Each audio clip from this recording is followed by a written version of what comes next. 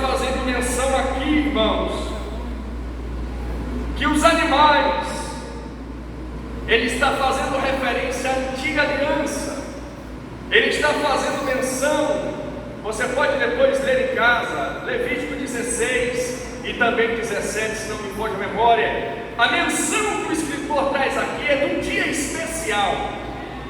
Não era um dia normal, não era um dia qualquer. Era um dia chamado Festa do Perdão. Oh, glória a Deus.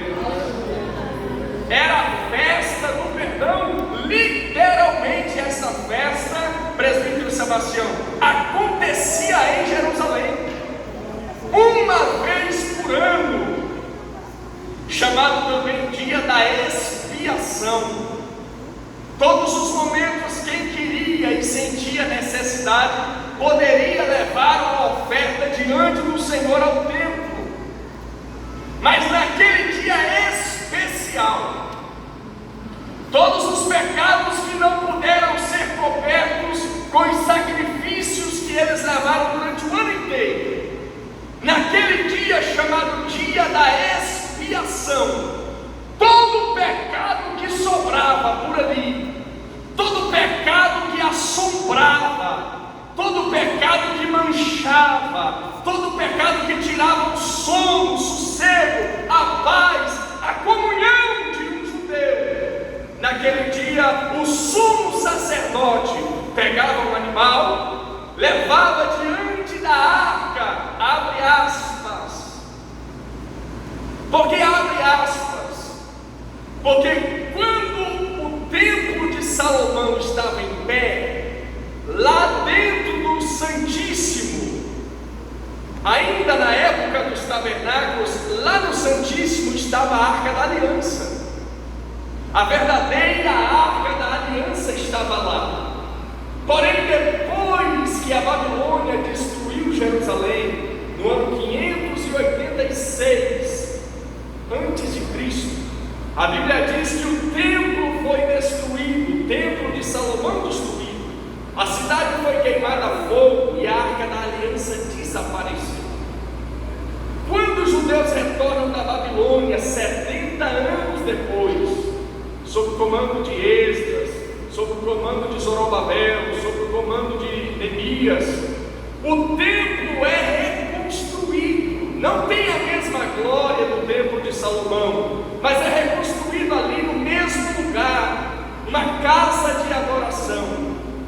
E o Santo dos Santos é reconstruído, o lugar do sacrifício pelo pecado.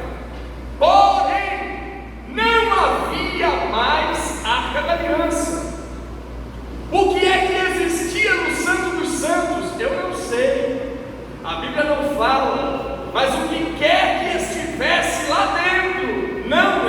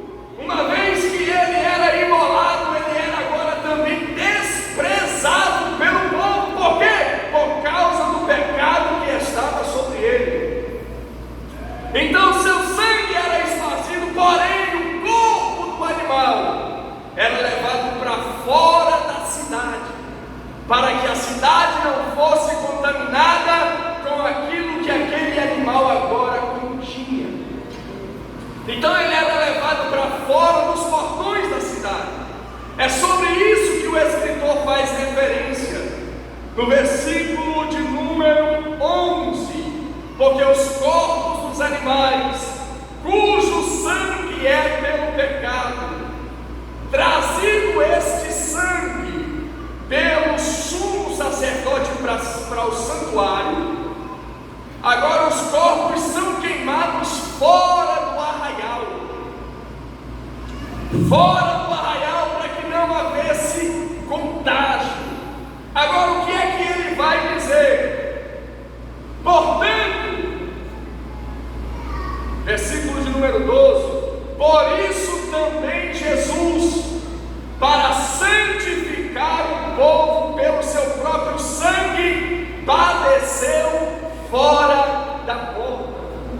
Olha a contextualização que esse escritor faz, perfeitamente compatível, porque Jesus esteve dentro da cidade todo o tempo.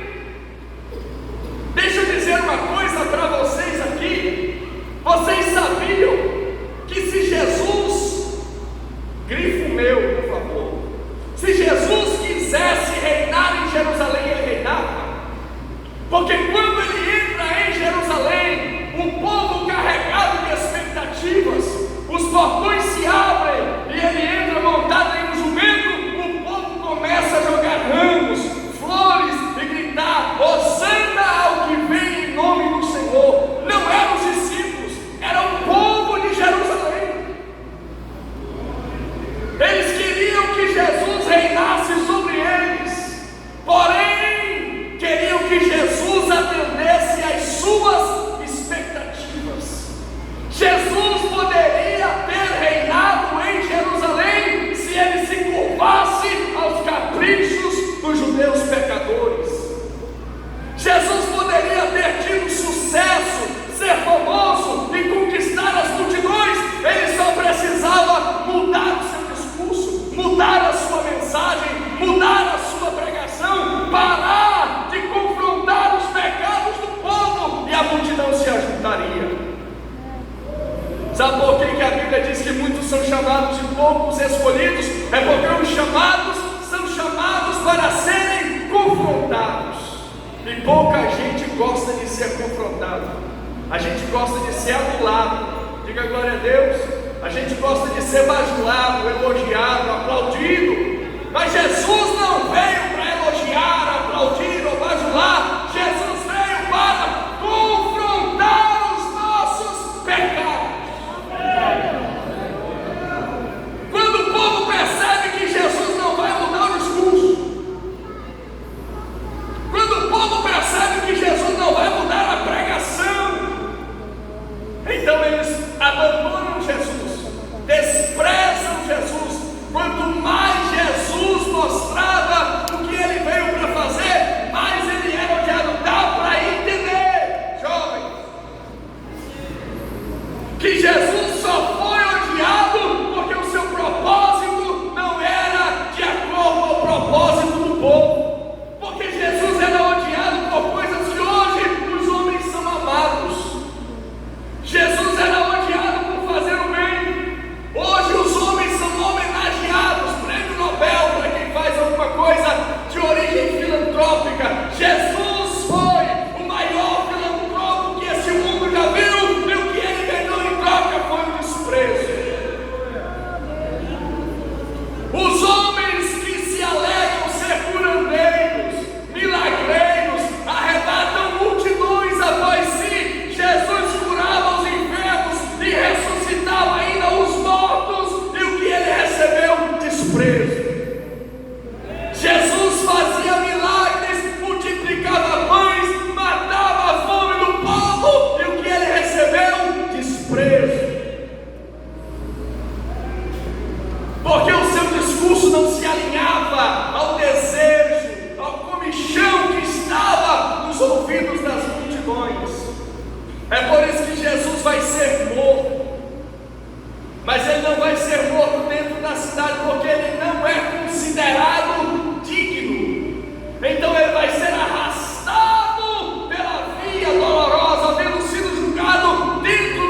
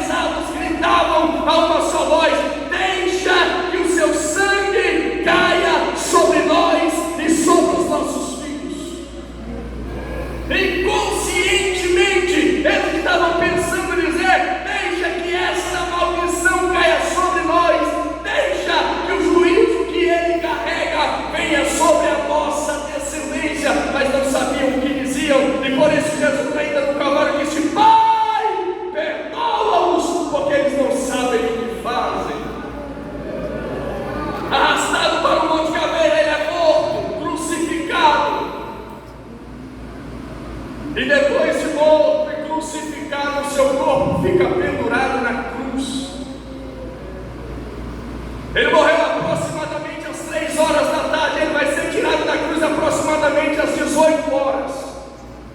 Mas enquanto ele está na cruz, o escritor aos Hebreus continua dizendo: por isso, Jesus, para santificar o povo pelo seu próprio sangue, padeceu